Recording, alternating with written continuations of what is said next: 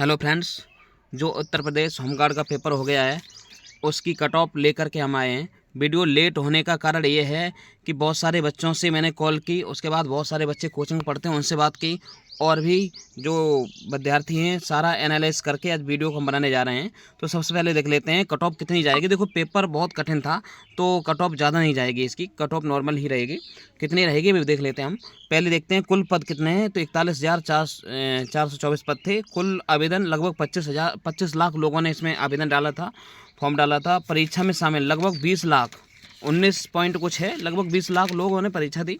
और एक सीट पर कितने अभ्यर्थी हैं, तो मैंने जब एक सीट पर जब मैंने इस 20 लाख में जब 41,424 से भाग लगाया तो मुझे रिजल्ट क्या मिला है कि एक सीट पर 48 बच्चे हैं। अब एक सीट पर 48 बच्चे हैं तो कंपटीशन तो बहुत ज़्यादा है, क्योंकि बच्चे पढ़ते हैं बहुत दिनों से। तो अच्छा आगे देखते हैं, लगभग 45 से 50 बच्चे प्रति सीट पर हैं। 48 तो फिक्स है, कहीं कहीं थोड़ा बहुत वैकेंसी कम ज़्यादा है, तो किसी जिला में 45 से 50 इस तरह से जिलावार वैकेंसी है ना, तो कंपटीशन ज़्यादा है, बहुत ज़्यादा। लेकिन पेपर का लेवल कैसा, देखो आपको पता है कि इस पेपर के तुरंत बाद यूपी पुलिस का पेपर है, यूपी पुलिस उसमें भी वैकेंसी है। तो लोग लगभग आपके पास 70,000 प्लस वैकेंसी है इस समय। तो आप समझ सकते हो 70,000 में से कुछ होमगार्ड में चले जाएंगे, कुछ पुलिस में चले जाएंगे। इस तरह से कट ऑफ क्या जाएगी, कट ऑफ बहुत ज़्यादा नहीं जाएगी, नॉर्मली रहने के चांस ज़्यादा हैं। चलिए देखते हैं आगे। तो हम देखते हैं तिथि 25, 26 और 27 अप्रैल को पेपर हुआ है। कुल 6 शिफ्ट में पेपर हुआ है, OMR आधारित था। उसके बाद में पेपर, अच्छा देखते हैं पेपर का लेवल कैसा था। तो पेपर जो था उसे हार्ड ही कह सकते हैं, सरल तो नहीं कह सकते, क्योंकि लगभग 50 से 60 प्रश्न ऐसे थे जो करने लायक थे, फिर शेष प्रश्न तुक्का लगाने लायक थे। अच्छा आगे देखते हैं, 25 अप्रैल का जो पेपर था फर्स्ट शिफ्ट का, वो सबसे कठिन माना जाता है, विद्यार्थी ऐसा बताते हैं, क्योंकि शुरुआत में बच्चे के पास जानकारी भी नहीं होती पेपर कहाँ से क्या आया है, तो उसके पास ज़्यादातर कन्फ्यूजन होती है और वो हेजिटेशन होता है। उसके बाद 25 का सेकंड जो था वो भी हार्ड ही था, इसे भी हार्ड मान सकते हैं। उसके बाद में जो बच्चे बताते हैं उसके आधार पर है, जैसे कि अब 26 पे आ जाते हैं, क्योंकि 25 की 2 शिफ्टों का पेपर देखने के बाद बच्चों का जो प्रेशर था वो उनके समझ में आ गया था कि पेपर किस तरह के आ रहा है। तो ये बच्चे जो थे थोड़ा बहुत उन्होंने पढ़ भी लिया होगा, तो ये मॉडरेट रहा है।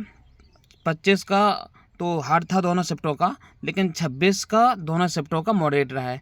27 में देखते हैं, तो 27 में भी हार्ड ही था, लेकिन सबसे कठिन देखा जाए तो कौन था, 25 की फर्स्ट शिफ्ट।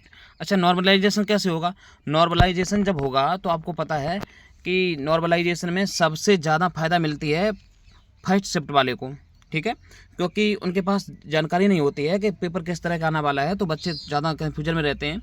उसके बाद धीरे धीरे जैसे पेपर लास्ट की तरफ बढ़ता है तो धीरे धीरे तो नॉर्मलाइजेशन कम होता चला जाता है, ठीक है। अच्छा आगे चलते हैं, निष्कर्ष पेपर कठिनता कट ऑफ ज़्यादा नहीं जाएगी। कितनी जाएगी चलिए अब दिखाते हैं आपको। सेफ स्कोर क्या है, तो आप देख सकते हैं सेफ स्कोर मेल, तो मेल के लिए देखते हैं कैटेगरी और मार्क्स। सबसे पहले जनरल देखते हैं, जनरल अगर 57 है आपका तो आप ये समझ लो फाइनल मेरिट में आपका नंबर आ जाएगा।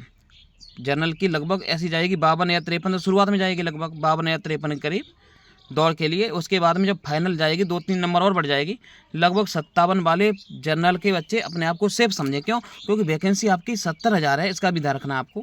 70,000 कैसे हुई, क्योंकि यूपी पुलिस की भी वैकेंसी है और होमगार्ड की भी है, और इससे पहले 60,000 वैकेंसी में जो टॉप बच्चा था वो निकल चुका है पुलिस में, तो अब जो टॉप बच्चा था वो निकल चुका है, इसलिए मेरिट बहुत ज़्यादा नहीं जाएगी, इसका ध्यान रखो।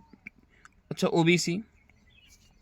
ओबीसी पे कितनी रहेगी, तो ओबीसी पे लगभग 54 जाएगी, और एससी की 51 और एसटी की 48।